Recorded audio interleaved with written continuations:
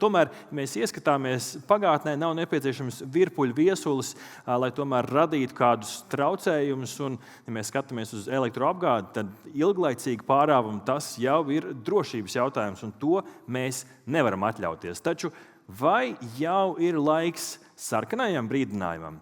To mēs uzzināsim. Uzzināsim pirmajā šodienas stāstā.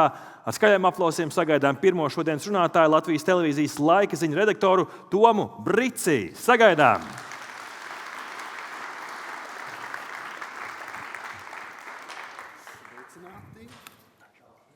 Dzird, ja? Jā, tagad dzird klikerītes.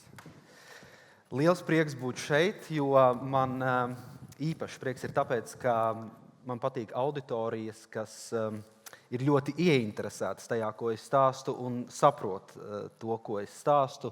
Bieži nākas runāt daudzos līmeņos, arī politiskā līmenī, ļoti virspusēji par klimata pārmaiņām un ar tādu limitētu izpratni no auditorijas puses, bet jūs esat tā nozare, kuru laikapstākļi un klimats ietekmē ļoti tieši, un jums jautājumi rodas pašiem jau strādājot, un tur nevajag neko iniciēt.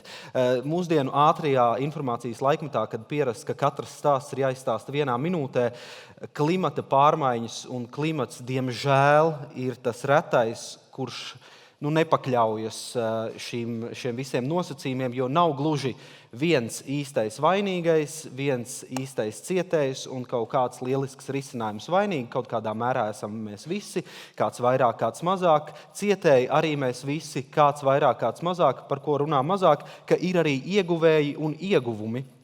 Par tiem gan šoreiz pārāk daudz tam nepieskaršos, jo 15 minūtes, turklāt mēs esam mazliet arī ievilkuši jau laiku.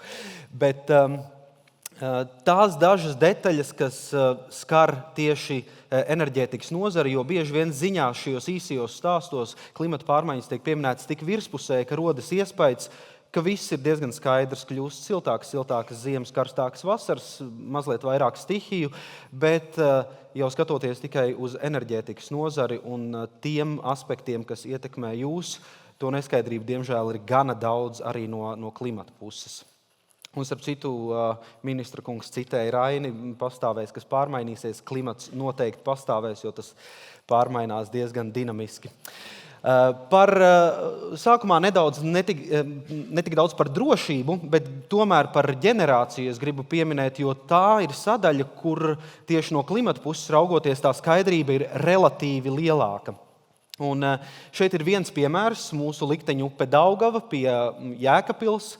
Ūdens caurplūdums katra mēneša maksimums pēdējos 15 gados. Un šeit mēs redzam šajā vienā piemērā, kas mainās arī citās upēs, bet Daugava, protams, mums ir vissvarīgākā enerģijas sektorā. Mums ir acīm redzami, ka sāk iztrūkt viena būtiska komponente, un tie ir pavasara pali. Ja mēs paskatāmies kaut vai ap 2010. Gadu pavasaros caurplūdums 3000, 3500, 4000 kubikmetru sekundē bija ar diezgan biežu atkārtošanos. Tagad tādu gadījumu nav, un 2003. Gada pavasarī tas pīķis nav Jēkabpils plūdi, starp citu, jo plūdos nebija daudz ūdeņu pašā upē. Caurplūdums nebija liels, upe vienkārši bija aizdambējusies. Tas ūdens apjoms sakrājās pilsētā, bet, ja mēs raugāmies no enerģijas ražošanas viedokļa, lielais ūdens nāca pēc plūdiem, kad upe bija tīra, Baltkrievijā bija daudz nokrišņu, un tad tas pīķis uzleca aprīlī. Un pagājušā gadā, es domāju, daudzi no jums nozarē zina, ka Hesos saražoja no manuprāt, februāra līdz maijam gandrīz visu laiku varēja strādāt ar diezgan pilnu jaudu. Bet šī ir problēma, kas parādās, ka mums nav pavasarī lielo ūdeņu, bet vienlaikus, kur ir labums, ziemās nav mazūdens periodu, jo, ja ir silta ziema, ūdens plūst vairāk nekā tad, kad upe ir aizsalusi, un enerģiju var saražot vienmērīgāk arī ziemā savukārt, kas ir problēma. Vasarās kļūst sausāks, un vasarās enerģiju saražot, protams, ir grūtāk. Un tad ir vējš, vēja enerģija un postījumi, ko rada vējš. Viena lieta, kas ar klimata pārmaiņām nav skaidra klimatologiem, ir to, kas notiks nākotnē ar vēju, jo vējš Latvijā kļūst lēnāks. lai gan ikdienā to, es teiktu, grūti pamanīt. Bet šie ir dati kopš 60. gadiem. Es esmu paņēmis Liepāju kā piemēru, jo tur ir vislielākie skaitļi un tās atšķirības, kā jau Vēja pilsētā, ir labāk samanāmas. Vidējais vēja ātrums Liepājā kopš 60. gadiem ir stabili krities, ap 2000. gadu ir nostabilizējies. Tie sarkanie ir klimata pārmaiņu scenāriji, kuri, kā redzams, arī ir mazliet apjukuši, jo redzams, ka izejošā bāze netuvu nav realitātei, un šie scenāriji kaut kur raustās uz vietas, un klimatologiem nav īsti skaidrs, kas notiks ar vēju nākotnē. Tā ir joprojām tāda mazliet mīkla. Ir hipotēzes par to, kādēļ vēja ātrums ir samazinājies, bet pagaidām tāda droša apstiprinājuma tam nav. Kāpēc mēs netiekam uz priekšu. Un šeit ir otrs parametrs - gada bezvēju dienu skaits. Un tas ir īpaši svarīgs ģenerācijai, jo tās ir dienas, kad ģenerēt enerģiju no vēja nevar. Un arī tas ir palielinājies. Dienu skaits, kad vidējais vēja ātrums ir 2 m/sekundē un mazāks. Un arī šeit, kā redzams, scenārijos tam ir tendence pieaugt, bet šie scenāriji nav uzskatāmi par ne tuvu, ne precīziem. Un tad ir, runājot par drošumu un postījumiem, ko rada vējš. Mēs bieži dzirdam, ka vētru Latvijā klimata pārmaiņu dēļ kļūs vairāk, bet tas neatiecas uz rudens un ziemas vētrām. To izteikti kļūst mazāk. Šeit ir jautājums arī par novērojumu metodikas maiņu, jo tas, kā mērīja vēja ātrumu vēl pagājušajā gadsimtā un ar kādām tehnoloģijām to mēra, tagad atšķirās. Bija sākotnēji doma, ka šo atšķirību, to kritumu vajadzētu meklēt tajā virzienā, bet homogenizējot datus, ar dažādu metodiku tos vienādojot, tomēr ir skaidrs, ka vētrainu dienu skaits arī ir samazinājies. Klimatoloģijā par vētrainu dienu sauc tādu, kad vidējais vēja ātrums ir 10,7 m/sekundē.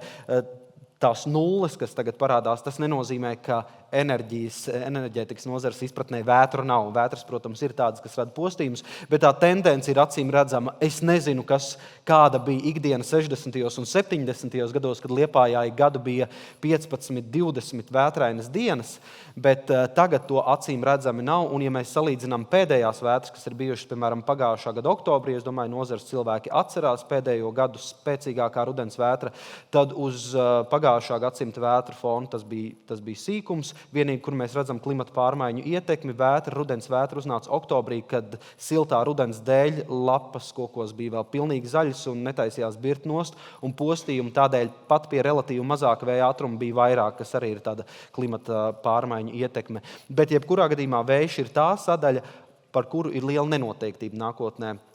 Tas kļūst lēnāks, ir kļuvis lēnāks, bet kas notiks tālāk, klimata pārmaiņas scenāriji nav pārāk skaidri. Diemžēl tā ir viena no neskaidrībām. Saule savukārt, klimata pārmaiņu dēļ mēs nemainām savu lidojumu apkārt Saulei orbītā. Līdz ar to tas, cik īsas dienas pie mums ir ziemā, nemainīsies un cik garas vasarā nemainīsies. Un mākoņainība arī ir viens no parametriem, ko klimatologiem tīri globāli ir ļoti liels izaicinājums prognozēt.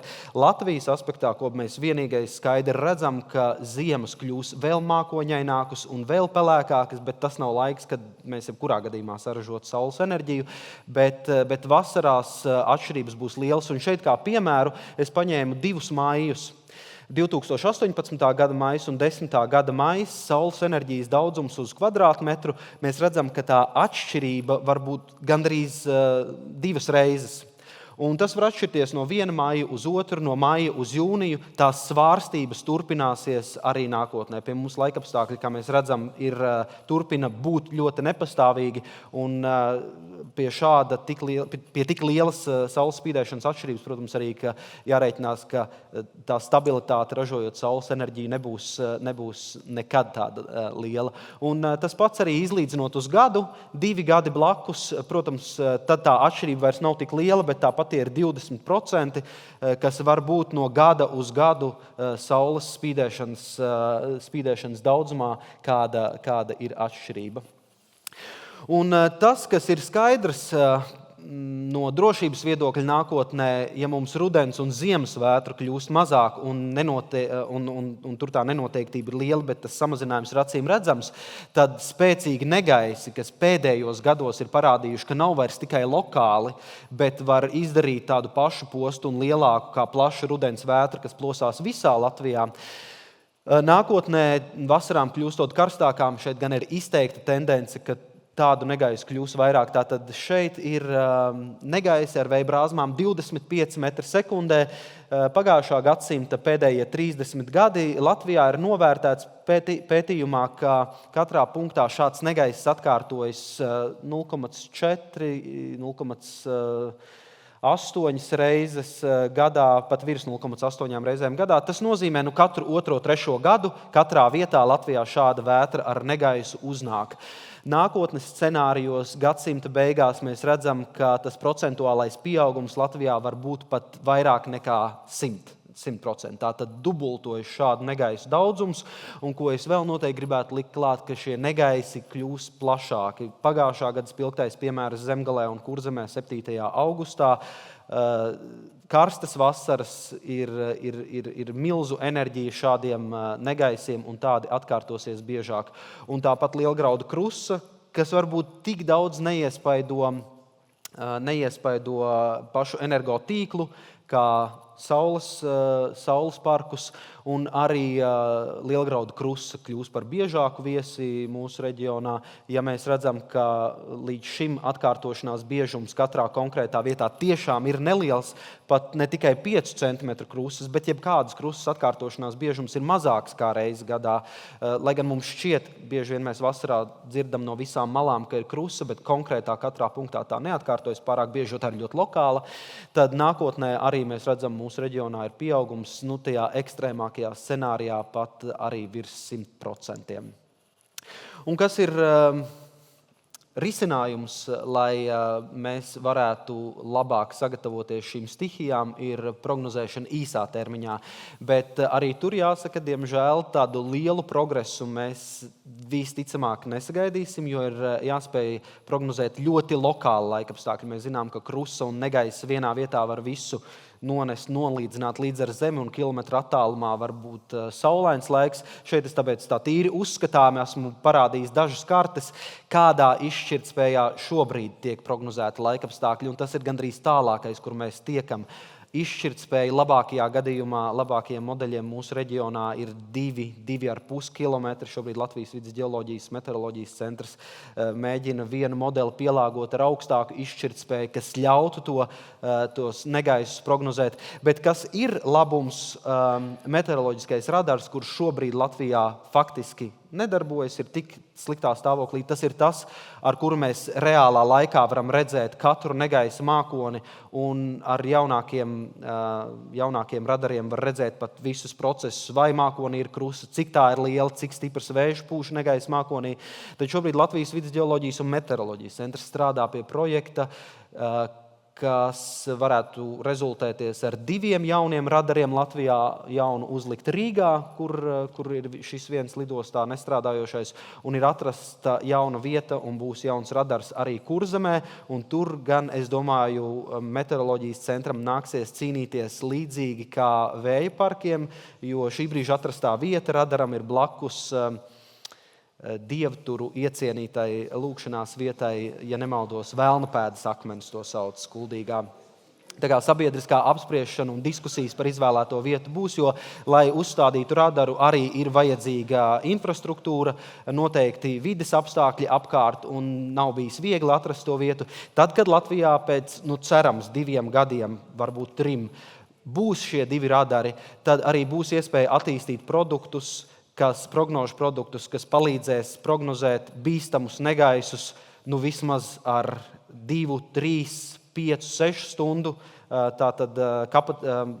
handikapu, kas vismaz nedaudz ļaus sagatavoties, ja ne novērst to postījumu daudzumu, kas būs, bet sagatavoties ātrākai problēmu risināšanai, novēršanai. Tā ir tā galvenā cerība uz to, ko meteorologi varēs darīt enerģētikas nozares labā, jo ilgāk termiņu prognozes, diemžēl, ne Latvijā, nekur citur pasaulē labākas, izteikti labākas. Nekāds tur pēkšņs pavērsiens, diemžēl, nebūs. Šobrīd tiek lēnām pieslēgts mākslīgais intelekts, bet neizskatās, ka arī tas tuvākajā laikā nesīs kaut kādas grandiozas pārmaiņas. Tā kā gaidīsim vismaz mūsu 2 radarus Latvijā.